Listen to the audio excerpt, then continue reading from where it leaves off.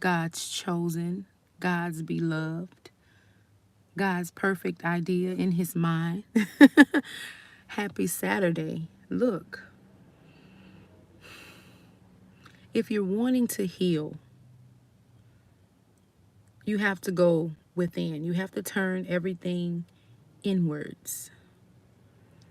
And the only way you can heal is by allowing God to do that. There is a verse in the Bible that says, knock. Well, no, that he's knocking. You can knock too. That's how you seek him. But this verse, which is Revelations 3:20, behold, I stand at the door and knock. Okay, let's say this.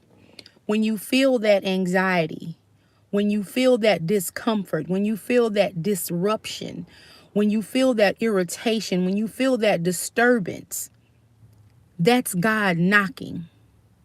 He's knocking for you to hear him and let him in. Letting him in, hearing that door, that squeaking of that door, you have to mentally visualize this.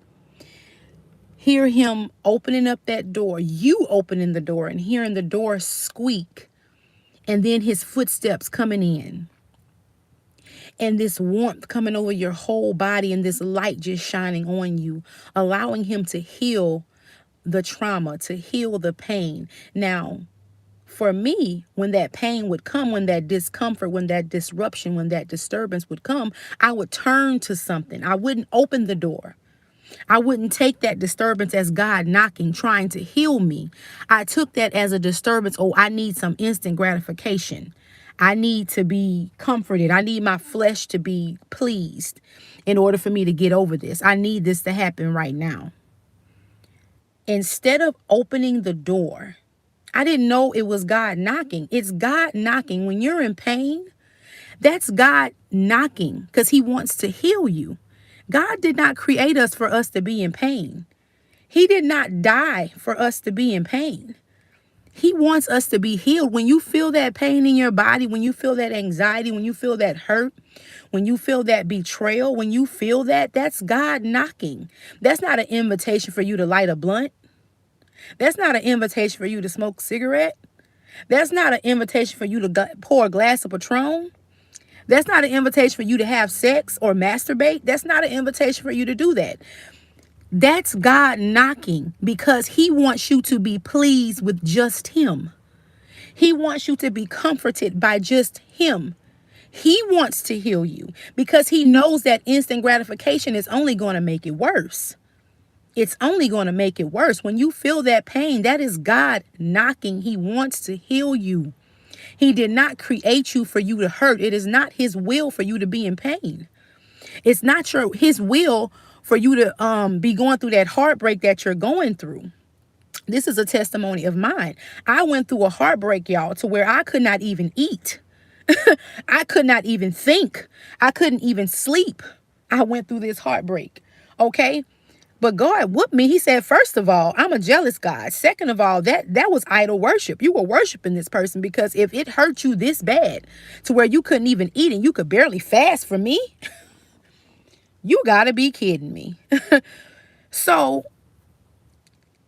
I was so concerned about if this person is going to text me back, if he's going to call me, is he thinking about me, this and that. The whole time, the thoughts that God had towards me, you can't even count them. You can't even pick up a handful of sand and count it. That's how much God is thinking about you. That's how many good thoughts, precious thoughts that he has towards you. But instead, you checking your phone to see if this person is thinking about you. No, they don't. They don't care. God does, though. God does, though. I was consumed. I was consumed by this person in my mind because it was a soul tie. You know what I'm saying? And I was hurt. And but the whole time God was right there. He was right there with his arms wide open, knocking on the door when that pain would come up, when that anxiety would come up. You know what I'm saying? But the good thing that came out of me having a heartbreak is because everything that's meant for your bad is going to work out for your good. Okay, but you have to see that. You have to see in the spirit that there is something good that's going to come out of that heartbreak. Number one, like I said, I couldn't eat. So I began to fast fervently. And fasting is very important, especially right now with what's coming into this world. There's a wind coming into this world that's going to shake this nation. And the wicked, the wind is going to take the wicked off their pivot. The wind is going to take the wicked off of what they think they're standing on. But anyway, that's a whole nother subject. That's a whole nother situation right there. But fasting and praying and worshiping God right now in this time is very important. It's very important. But back to the subject at hand, because I like to go off on tangents and I'm so sorry. But God wants to heal you.